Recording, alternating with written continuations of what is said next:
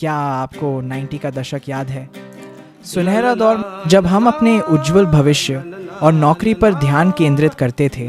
और आज मैं नौकरी चाहने वालों के लिए रेफरेंस सिस्टम थ्योरी के बारे में बताऊंगा। मैं अभिषेक चक्रवर्ती हूं, आप ही की तरह एक आम आदमी।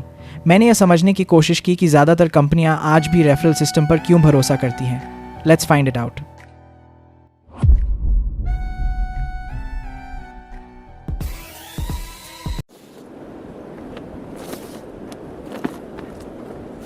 यह है भारत और मैं एक मिडिल क्लास बच्चा हूँ जो नई दिल्ली के महिपालपुर में रहता है। नमस्ते और राम राम भाई। यहाँ उपस्थित हमारे सभी आदरणीय बुजुर्गों, पितातुल्य पिताओं, मेरे युवा भाइयों और इस मिट्टी के उज्जवल भविष्य को राम राम सादर प्रणाम। आज मैं एक ऐसी बात पर चर्चा करने आया हूँ जो हमारे हर गांव, हर कस्बे और हर घर की रग रग में बसी है। जब हमारे घर का कोई बच्चा पढ़ लिख कर तैयार होता है तो हमारे घरों में सबसे पहला सवाल क्या उठता है? हम ये नहीं पूछते कि बेटा तुमने क्या सीखा, बल्कि हमारे घरों में धीरे से फुसफुसाहट शुरू हो जाती है कि अरे भाई, अपनी कोई जान पहचान है क्या? फलाने विभाग में कोई अपना जानने वाला है? कोई चाचा, ताऊ, नेता या विधायक है जो थोड़ी सिफारिश लगा सके, थोड़ी सेटिंग करा सके? भाइयों और बुजुर्गों, आखिर हमारी यह मानसिकता क्यों है? आइए इसके पीछे के मनोविज्ञान को समझते हैं। पीढ़ियों से हमारे दिमाग में यह बात डाल दी गई है कि यह दुनिया नियमों से नहीं, सिर्फ रिश्तों और रसूख से चलती है। हमें लगता है कि अगर हम सीधे नौकरी के लिए अर्जी भेजेंगे तो वह कागज़ों के पहाड़ में कहीं खो जाएगी। हमें इस सरकारी और कॉरपोरेट सिस्टम पर भरोसा ही नहीं है। हम सोचते हैं जब तक अंदर कोई अपना चेहरा नहीं बैठा होगा, हमारे बच्चे का नंबर नहीं आएगा। और नौकरी देने वाले को भी लगता है कि किसी अनजान को रखने से अच्छा है किसी जानने वाले के लड़के को रख लो। लेकिन यहीं पर हमने एक बड़ी गलती की और भाई भतीजावाद को जीत दिला दी। आज आंखें खोलकर देखने का वक्त आ गया है कि हमारी इस पुरानी सोच ने हमारे समाज और हमारे पढ़े लिखे बच्चों का कितना नुकसान किया है। एक छोटा सा सवाल, जब हमारे घर में कोई गंभीर रूप से बीमार होता है तो क्या हम इलाज के लिए किसी रिश्तेदार या जानने वाले को ढूंढते हैं या शहर के सबसे काबिल और पढ़े लिखे डॉक्टर के पास जाते हैं? हम काबिलियत देखते हैं क्योंकि वहाँ जान का सवाल होता है। तो फिर बच्चों के भविष्य और नौकरी के मामले में हम काबिलियत को छोड़कर सिफारिश क्यों ढूंढने लगते हैं? इस पुरानी सिफारिशी व्यवस्था ने पूरे सिस्टम को खोखला और अनप्रोफेशनल बना दिया है। इसका नतीजा क्या होता है? काबिल बच्चा घर बैठ जाता है।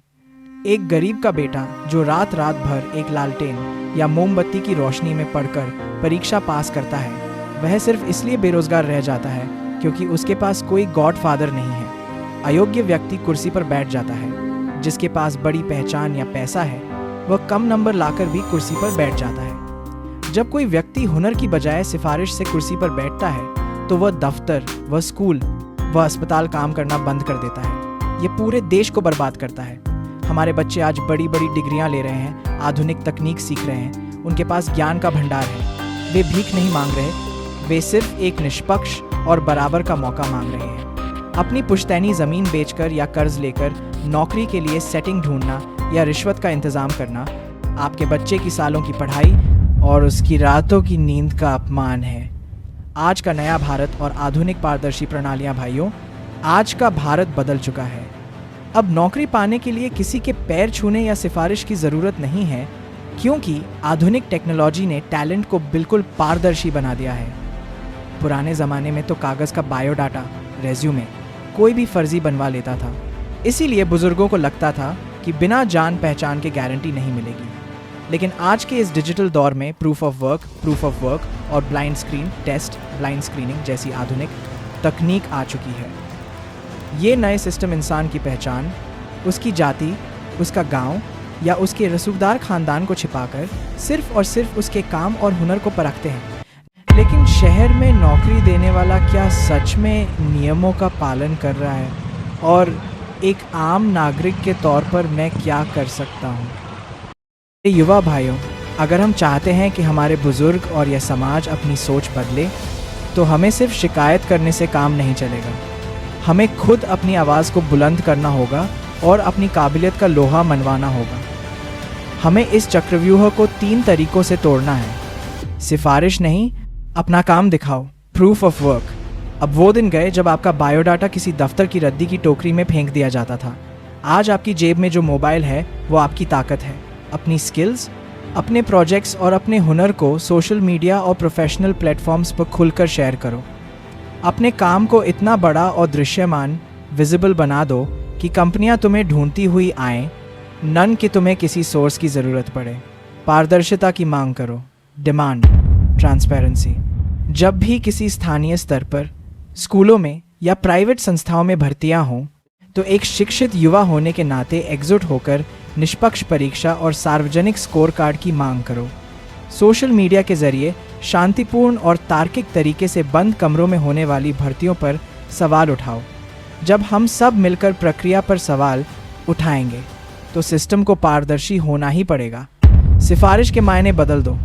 अगर भविष्य में तुम्हें कभी किसी की मदद करनी ही पड़े तो राजनीतिक रसूख की सिफारिश मत करो। अपने क्षेत्र के किसी दूसरे पढ़े लिखे गरीब और ज़रूरतमंद भाई के हुनर की गारंटी लो। हमारी सिफारिश रिश्तेदारी पर नहीं बल्कि हुनर और काबिलियत के प्रमाण पर होनी चाहिए। उपसंहार मेरे आदरणीय बुजुर्गों, आज इस मंच से यह संकल्प लेकर जाइए कि हम अपने बच्चों के लिए कोई शॉर्टकट या सिफारिश नहीं ढूंढेंगे। जब आप किसी के सामने हाथ फैलाकर सिफारिश मांगते हैं तो आप अपने ही बच्चे से कह रहे होते हैं कि मुझे तुम्हारी पढ़ाई और तुम्हारी मेहनत पर भरोसा नहीं है। उनके हुनर पर भरोसा कीजिए। उन्हें अपनी ताकत पर मैदान में उतरने की आज़ादी दीजिए। और मेरे युवा भाइयों, तुम्हारी डिग्री तुम्हारी शक्ति है और तुम्हारा हुनर तुम्हारा हथियार है। किसी रसूखदार चाचा के भरोसे बैठकर जिंदगी काटने का दौर अब खत्म हो चुका है। आने वाला कल उसका है जिसे काम आता है, उसका नहीं जो सिर्फ साहब को जानता है। अपनी काबिलियत को तराशिए, सर उठाकर जिएं और एक ऐसे समाज का निर्माण करें जहां सिर्फ और सिर्फ मेहनत की कद्र हो। बहुत बहुत धन्यवाद।